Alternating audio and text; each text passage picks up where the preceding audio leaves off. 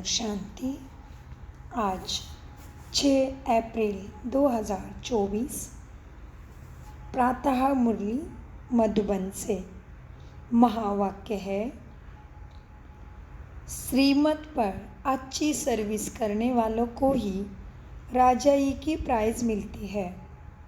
तुम बच्चे अभी बाप के मददगार बने हो, इसलिए तुम्हें बहुत बड़ी प्राइज़ मिलती है। क्या बोला बाबा ने? बाबा के अनमोल मधुर महावाक्य कितने प्यारे हैं। तुरंत प्राइज़ और उसका उपाय भी इतना ही सहज है। सो महावाक्य क्या है? श्रीमत पर अच्छी सर्विस करने वालों को ही राजाई की प्राइज़ मिलती है। तुम बच्चे अभी बाप के मददगार बने हो, इसीलिए तुम्हें बहुत बड़ी प्राइज़ मिलती है। प्रश्न: बाप की ज्ञान डांस किन बच्चों के सम्मुख बहुत अच्छी होती है? उत्तर: जो ज्ञान के शौकीन हैं, जिन्हें योग का नशा है, उनके सामने बाप का ज्ञान डांस बहुत अच्छी होती है। नंबरवार स्टूडेंट है। कैसे हैं हम बच्चे सारे बाबा के? नंबरवार स्टूडेंट है, परंतु ये वंडरफुल स्कूल है। कहियों में ज़रा भी ज्ञान नहीं, सिर्फ भावना बैठी है। उस भावना के आधार पर भी बाप के वर्षे के अधिकारी बन जाते हैं। ओम शांति। रूहानी बच्चों को रूहानी बाप समझाते हैं। इसको कहा जाता है रूहानी ज्ञान व स्पिरिचुअल नॉलेज। स्पिरिचुअल नॉलेज सिर्फ एक बाप में ही होती है और कोई भी मनुष्य मात्र में रूहानी नॉलेज नहीं होती। रूहानी नॉलेज देने वाला एक ही है, ज्योति स्वरूपम निजानंद स्वरूपम शिवम। रूह माना लाइट। रूहानी नॉलेज देने वाला ही एक है, जिसको ज्ञान का सागर कहा जाता है। हर एक मनुष्य में अपने अपनी खूबी होती है ना। देखो, बैरिस्टर है, डॉक्टर है। हर एक की ड्यूटी पार्ट अलग अलग है। हर एक की आत्मा को अपना अपना पार्ट मिला हुआ है और अविनाशी पार्ट है। कितनी छोटी आत्मा है, वंडर है ना? अद्भुत वंडर है ना? गाते भी है, चमकता है ब्रकुटी के बीच में अजब सितारा। गाते हैं लेकिन समझते नहीं। यह भी गाया जाता है, निराकार आत्मा का यह ब्रह्मा का शरीर ब्रकुटी तख्त है बहुत छोटी सी बिंदी और सब आत्माएं एक्टर्स है। अपना शरीर लेके पार्ट बजाते हैं। एक जन्म के फीचर्स न मिले दूसरे जन्म से, एक जन्म का पार्ट न मिले दूसरे से। किसी को पता नहीं कि हम पास्ट में क्या थे, फ्यूचर में क्या होंगे। यह बाप ही संगम पर बैठ तुम्हें समझाते हैं। सुबह को तुम बच्चे बाप के याद की यात्रा में बैठते हो तो उजाई हुई आत्मा प्रज्वलित होती रहती है, क्योंकि आत्मा में बहुत जंक लगी है। बाप सोनार का काम करता है। क्या है बाबा? सोनार। हमें सच्चा सोना बनाता है। तो इसलिए क्या आता है मुरली में? शेरनी का दूध सोने के बर्तन में। तो हमारी बुद्धि कैसी बन रही है अभी? सतो प्रधान सच्चा सोना। तो बाबा कहते बाप सोनार का काम करते हैं। पतित आत्माएं जिसमें खाद पड़ी है, उनको प्योर बनाते हैं। खाद पड़ती है ना, चांदी, तांबा, लोहा आदि नाम भी ऐसे हैं। गोल्डन एज, सिल्वर एज माना सतो प्रधान, सतो रजतमो। ये बातें और कोई भी मनुष्य गुरु नहीं समझाएंगे। एक सद्गुरु शिव बाबा ही तुम्हें ये ज्ञान समझाते हैं। सद्गुरु का अकाल तख्त कहते हैं ना, उस सद्गुरु को भी तख्त चाहिए ना। जैसे तुम आत्माओं को, अभी सद्गुरु को अकाल तख्त क्यों कहा? क्योंकि उनको अकाल नहीं खाता। तो बाबा कहते हैं सद्गुरु अकाल तख्त तो है। कहते हैं सद्गुरु अकाल तख्त, लेकिन उस सद्गुरु को भी तख्त तो चाहिए ना। कैसे तुमसे बात करूं मैं? मुझे भी भ्रकुटी सिंहासन शरीर का चाहिए। तो इसकी गहराई जानना है और भी, तो नज़दीकी ब्रह्मा कुमारी सेंटर में जाके निःशुल्क सिखाया जाता है, फ्री में सिखाया जाता है वो राजयोगा मेडिटेशन कोर्स। ज़रूर जानिए अगर आप कोर्स किए बिना ही मुरली सुन रहे हो तो। Thank you. तो क्या कह रहे थे? मधुर अमृतवाणी सत्वचन सद्गति के लिए प्राणेश्वर परमपिता हम सबको सद्बुद्धि दे के सद्बुद्धि सिखा रहे हैं। तो बाबा ने आज की मुरली में क्या कहा? सद्गुरु का अकाल तख्त कहते हैं ना, उस सद्गुरु को भी तख्त चाहिए।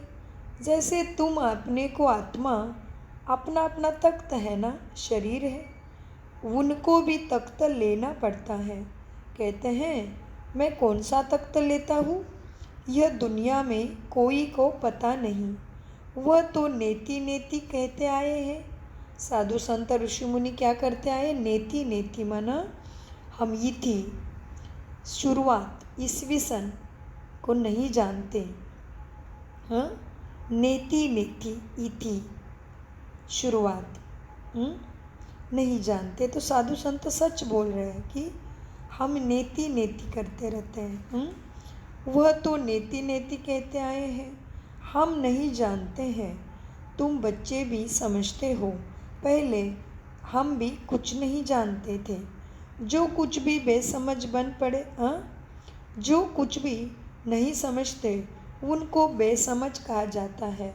भारतवासी समझते हैं हम बहुत समझदार थे, विश्व का राज्य भाग्य हमारा था, माना देवी देवता हम ही थे। देवी देवता राज्य, स्वर्ग, सतयुग, हेवन, पैराडाइज, शिवालय भारत में ही था। इसीलिए शिव का मंदिर सोमनाथ प्रथम द्वापर युग में राजा विक्रमादित्य भारत में ही बनाते हैं। तो बाबा कहते तुम भारतवासी समझते हो हम बहुत समझदार थे, विश्व का राज्य भाग्य हमारा था, अब बेसमझ बन पड़े हैं। बाप कहते हैं तुम शास्त्र आदि भल कुछ भी पढ़े हो, अब सब भूल जाओ, सिर्फ श्रीमत को धारण करो। श्रीमत बाबा की शिक्षा को अपने संस्कारों में लेके आओ, तो तुम सतो प्रधान बन सभी सुखों के मालिक बन जाओगे, वो भी जन्म जन्मा के लिए। तो इसलिए मीठे शिव बाबा क्या कहते हैं? बाप कहते हैं तुम शास्त्र आदि जो कुछ पढ़े हो भूल जाओ, सिर्फ एक बाप को याद करो। गृहस्थ व्यवहार में भी भल रहो। सन्यासियों को फॉलोअर्स भी अपने अपने घर में रहते हैं, कोई कोई सच्चे फॉलोअर्स होते हैं तो उनके साथ रहते हैं, बाकी कोई कहाँ रहते हैं। तो यह सब बातें बाप बैठ अभी समझाते हैं। इसको कहा जाता है ज्ञान की डांस। योग है साइलेंस, ज्ञान की होती है डांस। योग में तो बिल्कुल शांत रहना होता है, डेड साइलेंस कहते हैं ना योग को। ध्यान को क्या कहते हैं? डेड साइलेंस कहते हैं। योग में तो बिल्कुल शांत रहना होता है, डेड साइलेंस कहते हैं ना। 3 मिनट डेड साइलेंस, परंतु उसका भी अर्थ कोई जानते नहीं। साइंस शांति के लिए जंगल में जाते हैं, परंतु वह थोड़ी ही शांति मिल सकती है। एक कहानी भी है, रानी का हार गले में। अब ये सबको पता है ये कहानी रानी का हार की। तो अगर किसी को ये कहानी पता नहीं तो हमें कमेंट्स बॉक्स में मैसेज डालिए, हम आपको ज़रूर पर्सनल में बताएंगे, या किसी क्लास में, या दूसरी कहानी के लिए भी यूट्यूब पे लिंक बना के रखेंगे। तो बाबा कहते हैं एक कहानी भी है ना, रानी का हार गले में। ये मिसाल है शांति के लिए। क्या तुम ही सब शांत स्वरूप, शांति धाम के रहने वाले, शांति सागर की संतान हो और शांति सब तरफ ढूंढते हो? तो बाप ही आके बताते कैसे मिलेगी शांति। बाप इस समय जो बातें समझाते हैं वह दृष्टांत फिर भक्ति मार्ग में शास्त्र के रूप में लिख के रखते हैं और उसके ऊपर भी चलते चलते हैं। अब बाप इस समय पुरानी दुनिया को बदल नई दुनिया बनाते हैं, तमो प्रधान से सतो प्रधान बनाते हैं। यह तो तुम समझ सकते हो। बाकी यह दुनिया ही तमो प्रधान पतित है, क्योंकि सब विकारों से पैदा होते हैं। देवता ये तो विकारों से पैदा नहीं होते, उनको कहा जाता है संपूर्ण निर्विकारी दुनिया, वॉइसलेस वर्ल्ड अक्षर कहते हैं, परंतु उनका अर्थ नहीं समझते। तुम ही पूज्य से पुजारी बने हो। बाबा के लिए कभी ऐसा नहीं कहा जाता। बाप कभी पुजारी बनते नहीं। मनुष्य तो कण कण में परमात्मा कह देते हैं। तब बाप कहते हैं भारत में जब जब ऐसे धर्मग्लानि होती है वो लोग तो सिर्फ ऐसे ही श्लोक पढ़ लेते हैं, अर्थ कुछ भी नहीं जानते। वो समझते शरीर ही पतित बनता है, आत्मा नहीं बनती है। बाप कहते हैं पहले आत्मा पतित बनी है, तब शरीर भी पतित बना है। सोने में खाद पड़ती है तो फिर जेवर भी ऐसा बनता है, परंतु वह सब है भक्ति मार्ग में। बाप समझाते हैं हर एक में आत्मा विराजमान है, तभी तो शरीर चलता है। कहा भी जाता है जीवात्मा, जीव परमात्मा नहीं कहा जाता। महान आत्मा कहते हैं, धर्मात्मा कहते हैं, संतात्मा भी कहते हैं, लेकिन जीव परमात्मा नहीं कहा जाता। महान आत्मा कहा जाता है, महान परमात्मा भी कभी नहीं कहते हैं। परमात्मा परमात्मा है।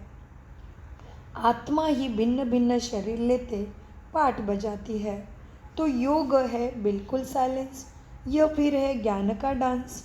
क्या है? मुरली क्या है? ज्ञान डांस है। इसलिए कहते हैं ना, कृष्ण ने बांसुरी बजा के, मुरली बजा के गोपियों को नचाया, गोपियों को भगाया और सांप के शैया पे डांस करके मुरली से उसको शांत कर दिया, उसका सारा विष पी लिया। तो समझना है कैसा डांस है ये ज्ञान का। हाँ, यही ब्रह्मा फिर श्री कृष्ण कैसे सतयुग में लक्ष्मी नारायण बनते हैं, राधे कृष्ण कैसे बनते हैं, सरस्वती कौन है, ब्रह्मा कौन है, जानिए सहज राजयोगा मेडिटेशन के द्वारा।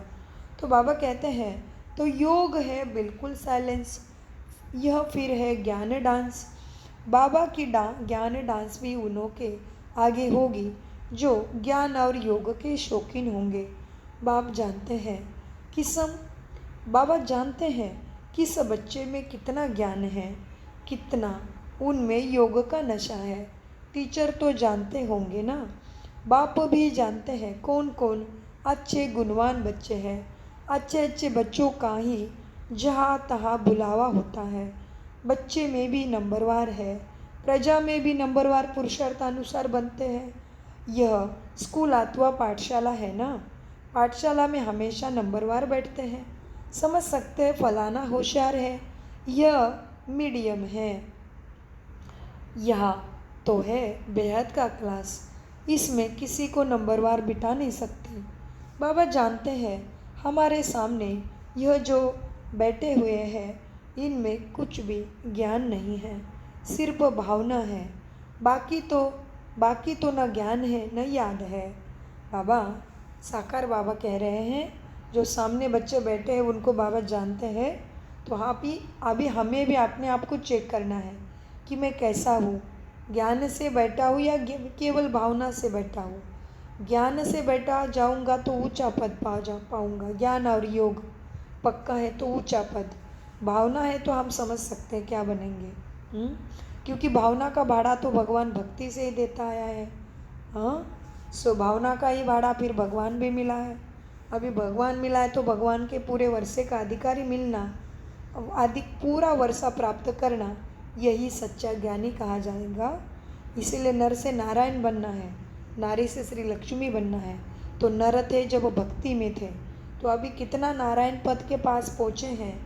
कितने हमने गुण ज्ञान अपने में धारण किया है, खुद ही देखना है। कितना हम सहज योगी, निरंतर योगी, राजयोगी, प्रजा योगी, कहाँ के योगी बने हैं, खुद ही जानना है। तो प्यारे बाबा कहते हैं, बाबा जानते हैं हमारे सामने ये जो बैठे हुए हैं इनमें कुछ भी ज्ञान नहीं है, सिर्फ भावना है। बाकी तो न ज्ञान है न याद है। कितना निश्चय है, इतना निश्चय है। हे यह बाबा है, इनसे हमको वर्षा लेना है। वर्षा तो सबको मिलना है, परंतु राजाई में तो नंबरवार पद है। जो बहुत अच्छी सर्विस करते हैं उनको तो बहुत अच्छी प्राइज़ मिलती है। यहाँ सभी को प्राइज़ देते हैं, यहाँ सभी को प्राइज़ देते रहते हैं। जो राय देते हैं, माथा मारते हैं, उनको प्राइज़ मिल जाती है। अभी तुम जानते हो विश्व में सच्ची शांति कैसी हो। बाप ने कहा है, उनसे पूछो तो सही की विश्व में शांति कब थी, कब सुनी व देखी है। किस प्रकार की शांति मांगते हो, लेकिन शांति थी कब थी। तुम प्रश्न पूछ सकते हो, क्योंकि तुम जानते हो। जो प्रश्न पूछे और खुद ना जाना तो जानता तो हो तो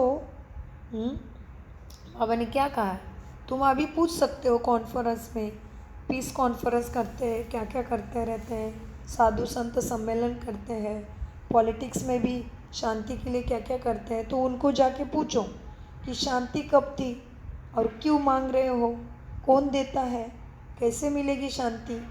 और फिर बाबा कहते हैं तुम पूछ सकते हो, क्योंकि तुम्हें मालूम है।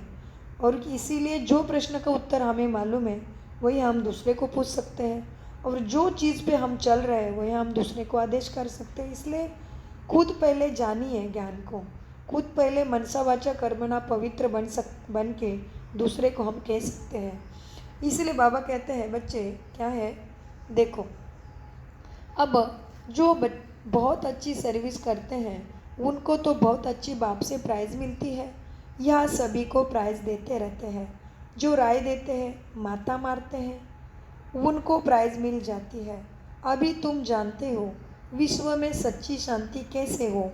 बाप ने कहा है, उनसे पूछो तो सही कि विश्व में शांति कब थी, कभी सुनी व देखी है शांति। किस प्रकार की शांति मांगते हो, कब थी शांति विश्व में। तुम प्रश्न पूछ सकते हो, क्योंकि तुम जानते हो। जो प्रश्न पूछे और खुद ना जानता हो तो उनको क्या कहेंगे फिर। तुम अखबारों द्वारा पूछो कि किस प्रकार की शांति मांगते हो। शांति धाम तो है जहाँ हम सब आत्माएं रहती है, परम धाम। हाँ, ब्रह्मांड कहते हैं उसको, परलोक कहते हैं उसको, ऊपर वाला ऊपर का धाम, ऊपर वाले का धाम कहते हैं। तो शांति धाम तो है जहाँ हम सब आत्माएं शरीर में आने से पहले रहती थी।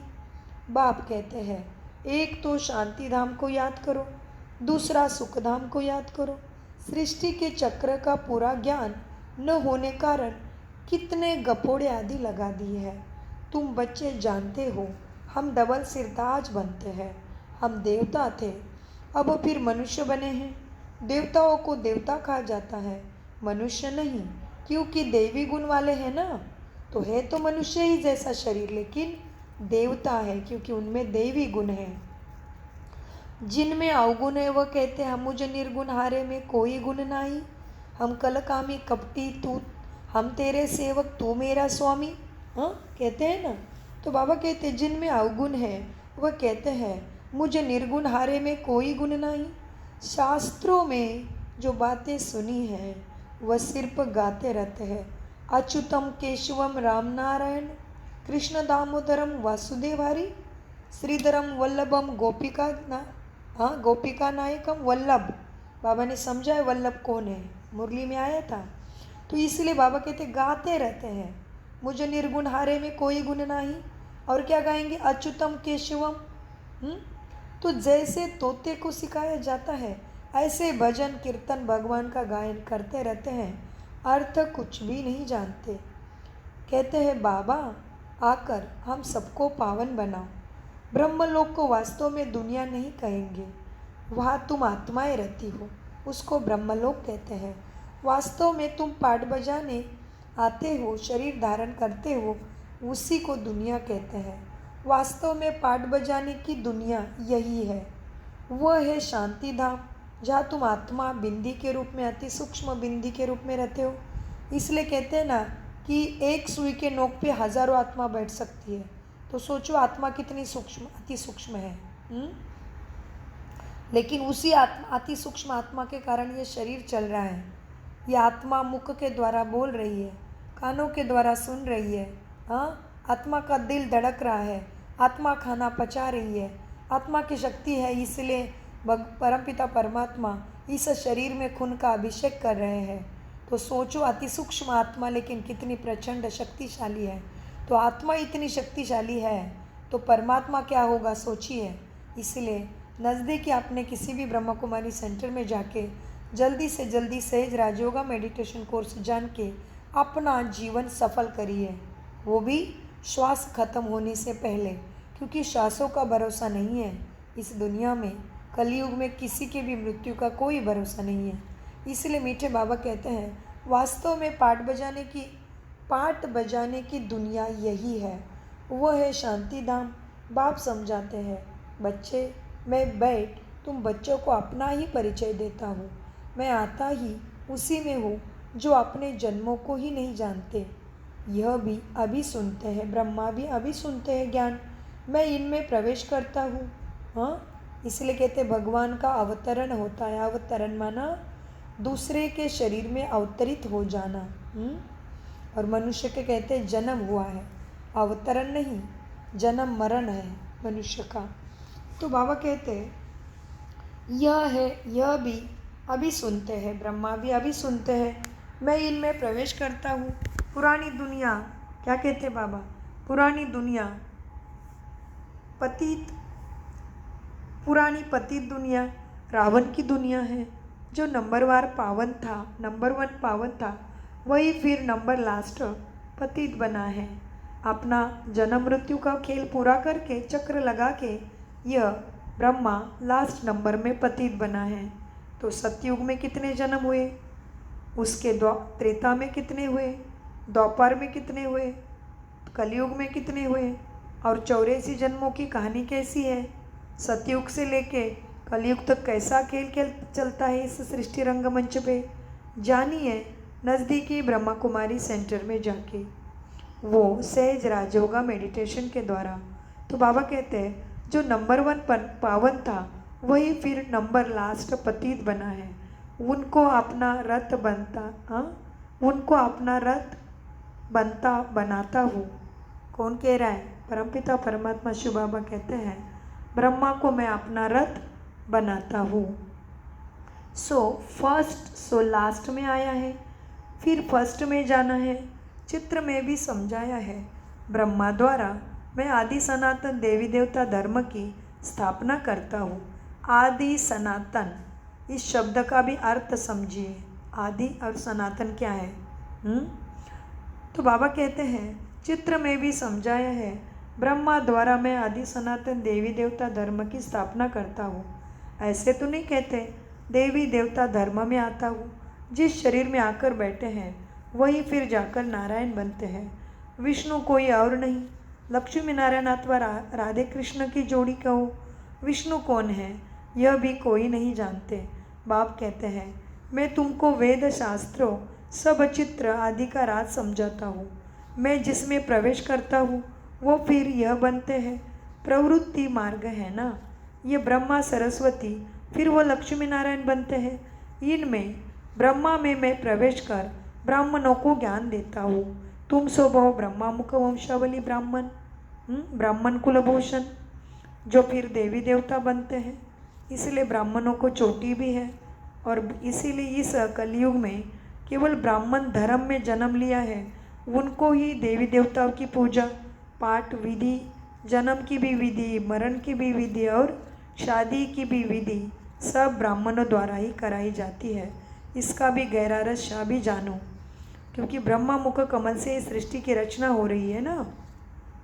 तो ये सारे रहस्य तुम जानोगे किसमें, सहज राजयोगा मेडिटेशन के द्वारा और नित्य के मुरली के अभ्यास में। सो प्राणेश्वर परमपिता कहते हैं, मैं इनमें ब्रह्मा में प्रवेश कर ब्राह्मणों को ज्ञान देता हूँ। तो यह ब्रह्मा भी सुनते हैं, यह फर्स्ट नंबर में सुनते हैं। यह है बड़ी नदी ब्रह्मपुत्रा। मेला भी सागर और ब्रह्मपुत्रा नदी पर ही लगता है ना। बड़ा मेला लगता है जहाँ सागर और नदी का संगम होता है। मैं भी इसमें प्रवेश करता हूँ। यह वह बनते हैं, इनको वह ब्रह्मा सो विष्णु बनने में 1 सेकंड लगता है, क्योंकि ये जान जाते हैं कि इस शरीर का मालिक मैं आत्मा हूँ। तो परमात्मा से दिल लगाना और परमात्मा की सुनना शुरू करते हैं। इसलिए बाबा ने कहा, इनको माना ब्रह्मा सो विष्णु बनने में 1 सेकंड लगता है, साक्षात्कार हो जाता है और झट निश्चय हो जाता है कि मैं यह बनने वाला हूँ। बनाने वाला परमात्मा है।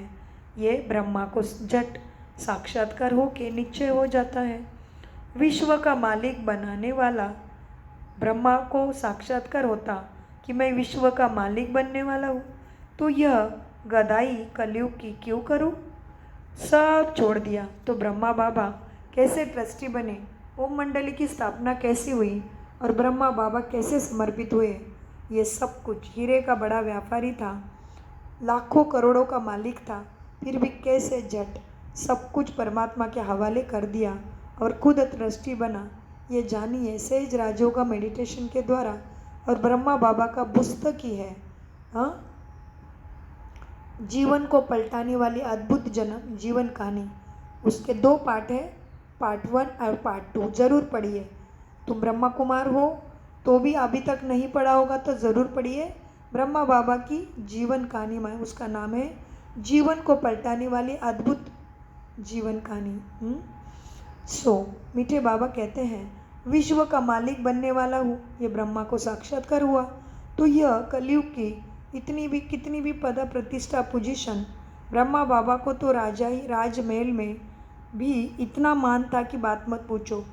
जयपुर के राजा महाराजा कहते थे, कलकत्ता के या सब तरफ के राजा महाराजा, अंग्रेज़ों के टाइम में तो राजा महाराजा ही थे ना भारत में।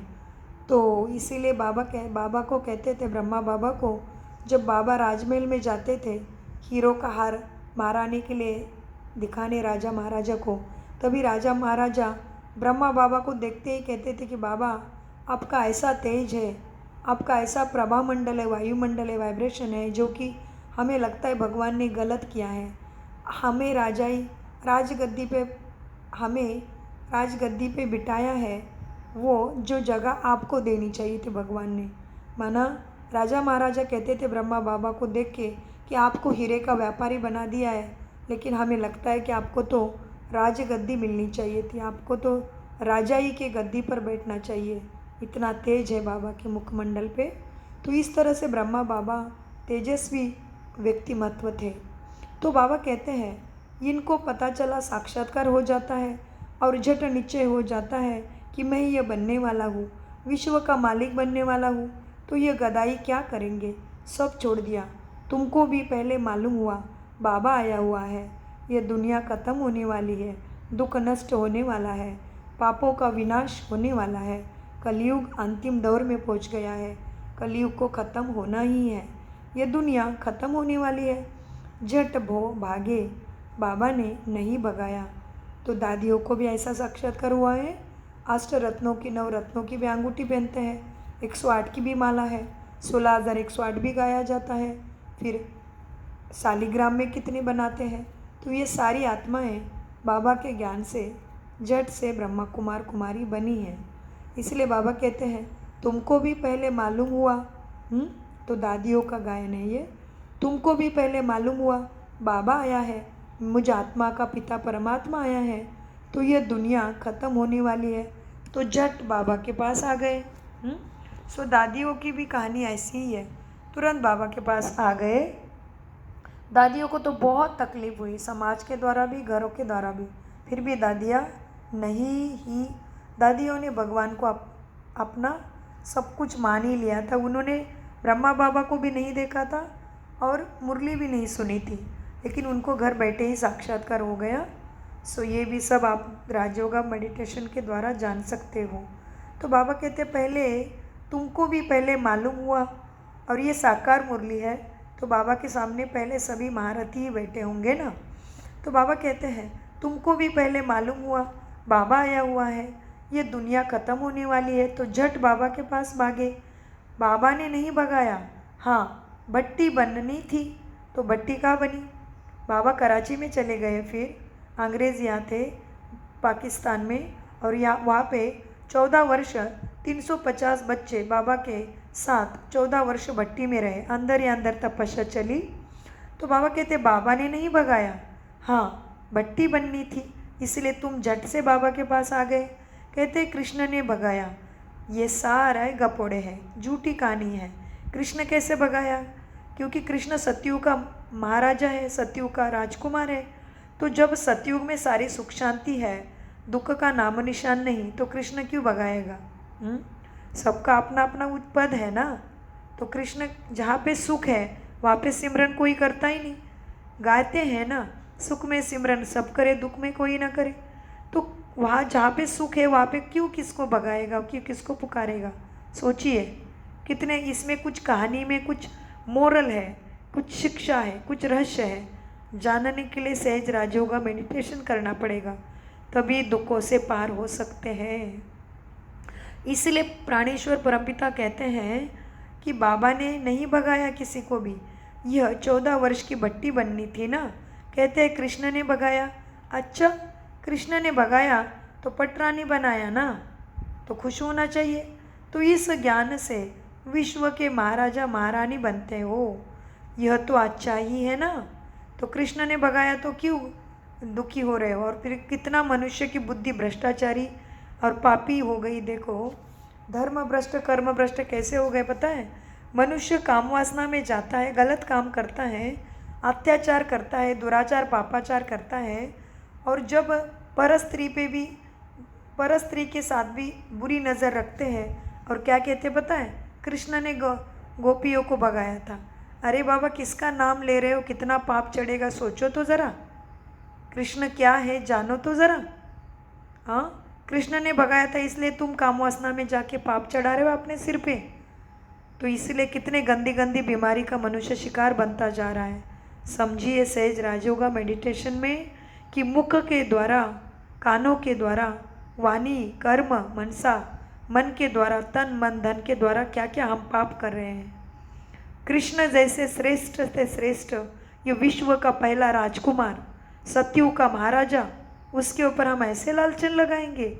अरे बाबा जो भी कहानियाँ साधु संत ऋषि मुनियों ने बनाई, शास्त्रों में लिखी, उसके अंदर से हमें उस कथा से शिक्षा लेना था, कुछ मोरल लेना था, कुछ उसमें से एसेंस उठाना था। जैसे आज भी हम बच्चों को मोरल कहानियाँ सुनाते हैं, तो क्या कैसे करते हैं? कुछ ना कुछ तो पात्र को लेके आते हैं ना। तो शास्त्रों से, कथा कीर्तनों से, भगवान की महिमा से, मूर्तियों को देख के हमें कुछ शिक्षा लेनी थी। हम तो और ही अंधश्रद्धा में चले गए, गलत काम करते हैं और कहते कृष्ण ने भी ऐसे किया था। नहीं, कृष्ण गलत काम कैसे कर सकता है? क्योंकि कृष्ण तो स्वर्ग का महाराजा, स्वर्ग का पहला राजकुमार है। तो स्वर्ग जहाँ कोई सुख दुख ही नहीं है, सर्वत्र सुख शांति और अमर अविनाशी सुख का राज्य है। वहाँ पे देवी देवता अमर है। तो ये सारे राज को जानने के लिए सहज राजयोगा मेडिटेशन ज़रूर करिए और दुख खत्म करने का सीक्रेट राज को ज़रूर जानिए। इसलिए बाबा कहते हैं, देखो कहते कृष्ण ने भगाया, तो बाबा कहते अच्छा कृष्ण ने भगाया तो पटरानी बनाया ना। तो इस ज्ञान से विश्व के महाराजा महारानी बनते हो, यह तो अच्छा ही है ना। फिर इसमें गाली खाने की दरकार नहीं। फिर कहते कलंक जब लगते हैं तब कलंकीधर बनते हैं। कलंक लगते हैं शिव बाबा पर, कितनी ग्लानि करते हो शिव बाबा की। कहते हैं हम आत्मा सो परमात्मा है, परमात्मा सो आत्मा। और फिर बाबा को कहते हैं सर्वत्र भगवान सब में बैठा है, किचड़ जानवर में, पत्ते में, कुत्ते में, बिल्ली में बैठा है। फिर क्या कहते हैं भगवान ही सब कुछ करता है। फिर बुरा हो गया तो भगवान को याद करेंगे और अच्छा हो गया तो हम खुद को श्रेय लेंगे। जब अच्छा होता है तो मेरे वजह से क्या अहंकारी बनेंगे, और जब सब दुख देते, रिश्ते में दुख आ गए, शरीर में दुख आ गए, समाज में दुख आ गए, तो क्या करेंगे, भगवान को पुकारेंगे। तो क्या है भगवान, समझो। तो इसलिए कहते हैं कलिंगधर, कृष्ण को कलंक नहीं लगे, शिव बाबा को कहते हैं कलिंगधर। तुम सब कलाहीन बन जाते हो, तभी बाबा आते हैं तुम्हारी कला काया अच्छी करने, तुम्हें पावन बनाने। तो बाबा कहते कलंक लगाते हैं शिव बाबा पर, कितनी ग्लानि करते भगवान की। कहते हम आत्मा सो परमात्मा है, परमात्मा सो हम आत्मा। अभी आत्मा कभी परमात्मा बन सकती है क्या, सोचो तो ज़रा सा। नहीं तो फिर धर्मात्मा, महान आत्मा, संत आत्मा, ऐसे नाम क्यों रखते फिर। महात्मा, धर्मात्मा, देवात्मा क्यों रखते। परमात्मा परमात्मा है, आत्मा देवात्मा बन सकती है, आत्मा ही धर्मात्मा बनती है, आत्मा ही महान आत्मा, पापात्मा, पुण्यात्मा बनती है, लेकिन आत्मा परमात्मा कभी नहीं बन सकती है। परमात्मा बाप है, आत्मा है उसके बच्चे हैं, तो बाप और बच्चों में एक कैसे हो सकते हैं, सोचो तो ज़रा। तो खुद को पढ़े लिखे कहते हो और सुख शांति, सच्ची मन की शांति चाहते हो, तो ज़रूर सहज राजयोगा मेडिटेशन कोर्स करिए। फिर बाबा क्या समझाते हैं आज की मुरली में, देखो। कहते हैं कलिंगधर, अब इसमें गाली खाने की दरकार ही नहीं है। फिर कहते कलंक जब लगते हैं तभी कलिंगधर बनते हैं। कलंक लगते हैं शिव बाबा पर, कितनी ग्लानि करते हैं। कहते हम आत्मा सो परमात्मा, परमात्मा सो हम आत्मा। अब बाप समझाते हैं ऐसे है नहीं, हम आत्मा अभी सो ब्राह्मण है, ब्राह्मण है सबसे ऊंचे कुल, इनको डायनेस्टी नहीं कहेंगे। डायनेस्टी अर्थात जिसमें राजा ही होती है, यह तुम्हारा कुल है, ब्राह्मण कुलभूषण तुम हो। है बहुत सहज, हम ब्राह्मण सो देवता बनने वाले हैं, इसलिए ब्राह्मण ब्रह्म देवता, ब्राह्मण देवताएं नमः भी कहते। ब्राह्मण देखो क्या कहते भक्ति में, ब्रह्म देवताएं नमः, विष्णु देवताएं नमः, शंकर देवताएं नमः, शिव परमपिता परमात्माएं नमः, ब्राह्मण देवताएं कहते। ब्राह्मण देवता कैसे हो जाते हैं, समझो सहज राजयोगा में। सो ब्राह्मण है सबसे उच्च कुल। तो बाबा कहते हैं हम आत्मा अभी सो ब्राह्मण है। तो सोहम का अर्थ भी अनेक बार समझाया है। सो बाबा कहते मुरली में आज के, हम आत्मा अभी सो ब्राह्मण है, ब्राह्मण है सबसे ऊंच कुल, इनको डायनेस्टी नहीं कहेंगे। बाबा कहते डिनाइस्टी, इनको डिनाइस्टी नहीं कहेंगे। डिनाइस्टी अर्थात जिसमें राजा ही होती है, यह तुम्हारा ब्राह्मण कुल है बहुत सहज। हम ब्राह्मण सो देवता बनने वाले हैं, इसलिए दैवी गुण जरूर धारण करने हैं। सिगरेट, बीड़ी आदि का देवताओं को भोग लगाते हैं क्या। श्रीनाथ द्वारे में बहुत घी के माल ढाल बनते हैं, भोग इतना लगाते हैं जो फिर दुकान लग जाती है। यात्री जाकर फिर भोग लेते हैं। मनुष्य की बहुत भावना रहती है, इसलिए तीर्थ पर जाते हैं। तो क्या देवी देवताओं को कभी सिगरेट का, मदिरा का भोग लगाते हो क्या।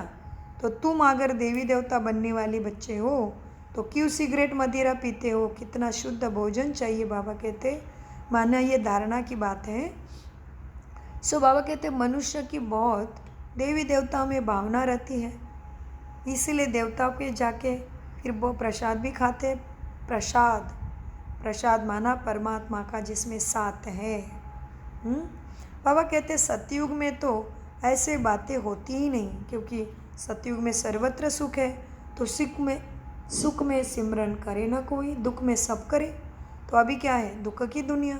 तो सुख की दुनिया में जाना है तो परमात्मा को जानो और उसके द्वारा अपनी सद्गति सद्बुद्धि प्राप्त करो। तो बाबा ने मुरली में कहा सतयुग में तो ऐसे बातें होती नहीं, ऐसे मक्खी आदि होगी नहीं जो किसी चीज़ को खराब करे।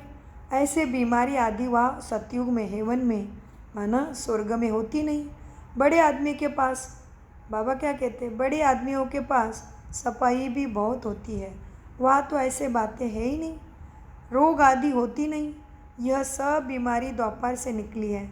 बाप आकर तुमको एवर हेल्दी बनाते हैं। तुम पुरुषार्थ करते हो बाप को याद करने का, जिससे तुम एवर हेल्दी बनते हो। आयु भी तुम्हारी बड़ी होती है।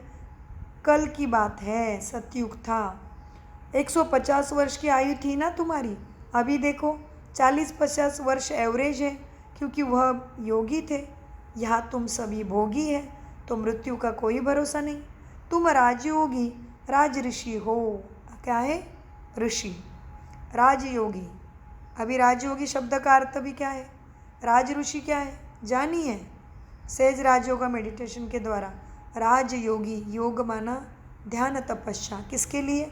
एक तो सारे सीक्रेट राज जानने के लिए, परमात्मा का राज, मैं क्या हूँ, कहाँ से आया हूँ, कहाँ जाना है, मैं कैसे था, कैसे ऐसे हो गया, कैसे बनूंगा अभी सुखी, फिर ये हो गया राजयोग।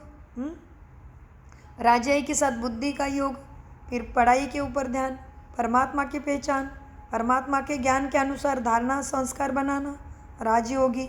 और राज ऋषि माना राजाई प्राप्त करने के लिए इसी दुनिया में अभी नाम मान पद प्रतिष्ठा पोजीशन, ये सब कुछ मेरा नहीं है, इसको बुद्धि से जानना, ये है ऋषित्व प्राप्त करना। ऋषि क्या करते थे?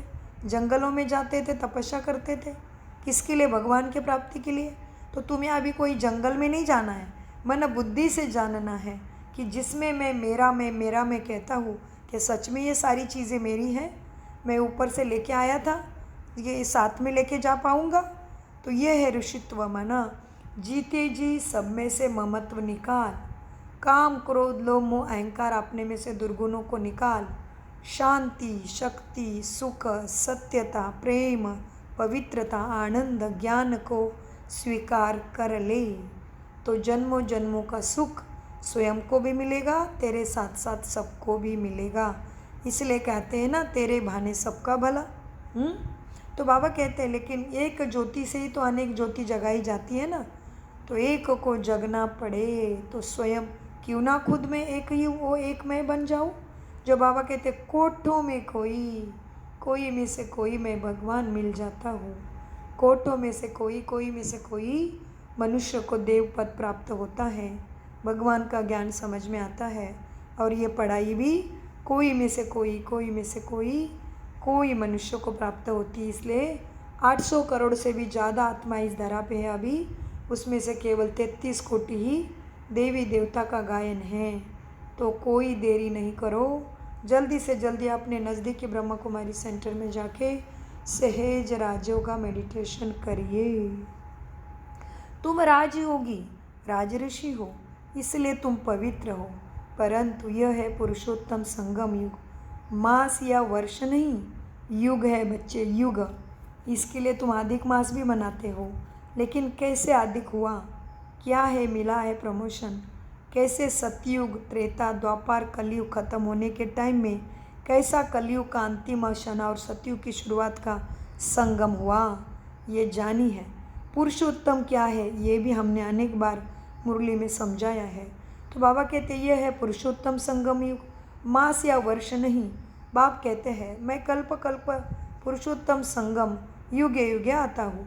बाप रोज रोज समझाते रहते हैं, फिर भी कहते हैं एक बात कभी नहीं भूलना, पावन बनना है तो मुझे ही मन बुद्धि से याद करो, अपने को आत्मा समझो, देह के सभी धर्म को मन बुद्धि से त्याग करो, इसमें मेरे में नहीं फंसो।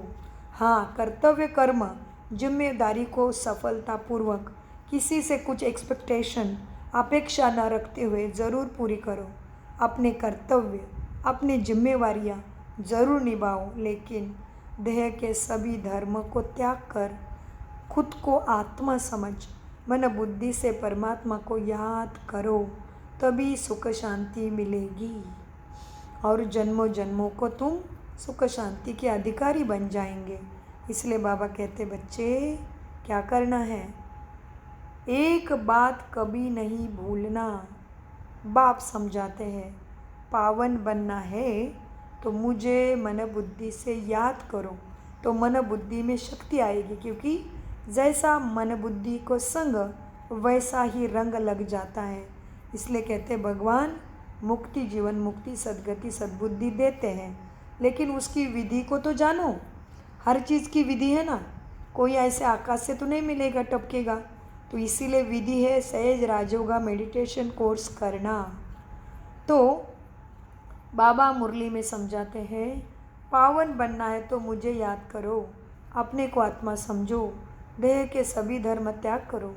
अब तुमको वापस जाना है, मैं आया हूँ तुम्हारी आत्मा को साफ करने, जिससे फिर शरीर भी पवित्र मिलेगा।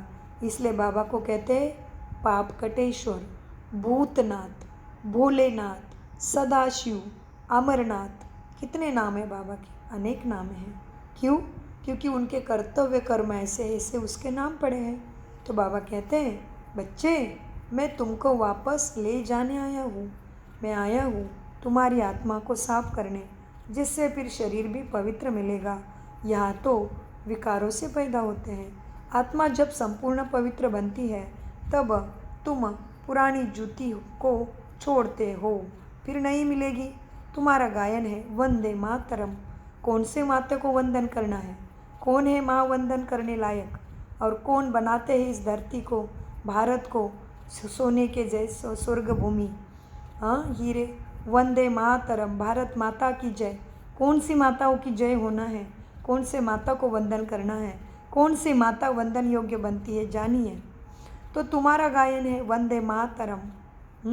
तुम धरती को भी पवित्र बनाती हो, तुम माता है, स्वर्ग का द्वार खोलती हो, परंतु यह तुम्हारे सिवाय कोई नहीं जानता। तुम्हें ही सबको सद्गति का मार्ग बताना है।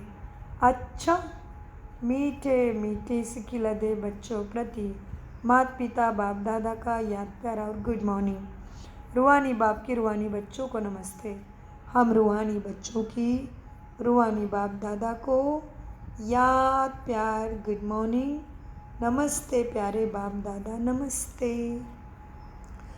हमें सच्चे सच्चे सत बुद्धि से, सत विवेक बुद्धि से बाबा के ज्ञान को समझते, धारण करते, मीठे प्यारे प्राणेश्वर शिव बाबा के सभी आशयों को पूरा हम ही करेंगे, करते हैं। दादियों ने, शिवानी बहन क्या कर रहे देख रहे हो ना, हमारे बड़े बड़े महारथी उषा बहन जी, कितने बहनें हैं हमारे जो अखंड भारत की सेवा में अपना जीवन ही दे दिया है। विश्व की सेवा कर रहे हैं। इसीलिए 147 माना 147 कंट्रियों के निरंतर सेवा हम ब्रह्मा कुमार कुमारों के द्वारा परमपिता परमात्मा सबको सुख शांति सद्गति देने के लिए कर रहे हैं। धारणा के लिए मुख्य सार, आत्मरूपी ज्योति को प्रज्वलित करने के लिए बच्चे सवेरे सवेरे याद की यात्रा में बैठना है। याद से ही तुम आत्मा की जंक निकलेगी, माना आत्मा पावन बनेगी। सारे पाप याद से ही नष्ट होंगे, याद से ही जंक निकलेगी, याद से ही जंक निकलेगी। आत्मा में जो विकारों की खाद पड़ी है वह याद से निकल आत्मा सच्चा सोना बनना है। सो क्या है धारणा? क्यों कहते बाबा धारणा प्रश्न महावाक्य वरदान क्यों दिया? क्योंकि मुरली विस्तार है। तो मुरली याद नहीं रहा तो प्रश्न याद रखो, प्रश्न याद नहीं रहा महावाक्य याद रखो, महावाक्य भी नहीं धारणा याद रखो, धारणा नहीं तो आशीर्वाद तो सबको पसंद है ना, वरदान तो वरदान याद रखो, वरदान भी याद नहीं रहा स्लोगन तो याद रखो। तो एक एक महावाक्य को बुद्धि में याद रखोगे तभी तो बुद्धि में धारणा होगी, याद होगी तभी तो धारणा, और धारणा होगी तो भाग्य मिलेगा। हाँ, आत्मा सच्चा सोना सतप्रधान बन जाएगी।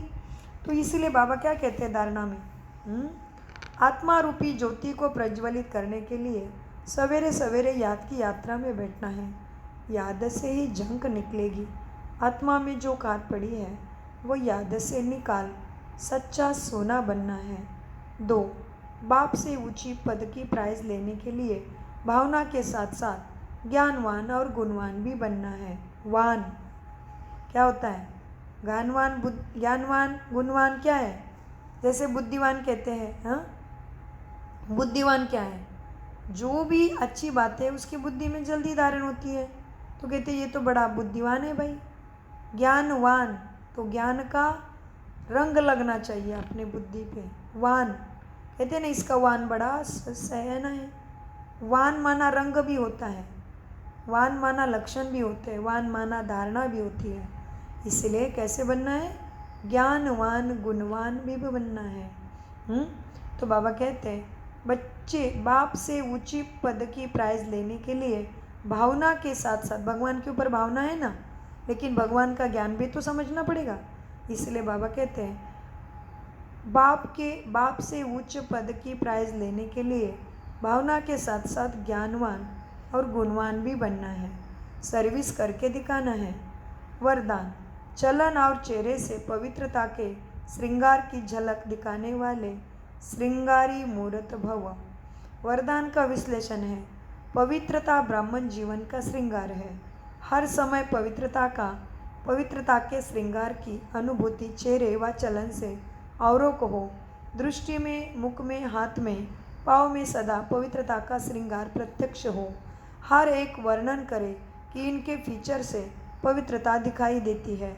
नयनों में पवित्रता की झलक है, मुख पर पवित्रता की मुस्कुराहट है और कोई बात उन्हें नजर न आए। इसको कहते हैं पवित्रता का श्रृंगार। और कोई बात उन्हें नजर न आए, इसको ही कहते हैं पवित्रता के श्रृंगार से श्रृंगारी हुई मूर्त। स्लोगन, व्यर्थ संबंध संपर्क भी अकाउंट को खाली कर देता है, इसलिए व्यर्थ को समाप्त करो। तुम भाग्य पुण्य कर्म करके जो भी भरते हो अपने भाग्य के खाते को, इसको बाबा कहते हैं अगर तुम्हारा व्यर्थ संबंध संपर्क भी है तो भी तुम्हारे भाग्य के अकाउंट को खाली कर देता है, इसलिए व्यर्थ को समाप्त करो। ओम शांति, ओम शांति, ओम शांति। मीठे प्यारे बाप दादा का अनगिनत पदम गुना शुक्रिया शुक्रिया शुक्रिया। कम बोलो, मीठा बोलो, सोच समझ कर बोलो, धीरे बोलो। मेरा बाबा, प्यारा बाबा, मीठा बाबा। शुक्रिया फरिश्तों।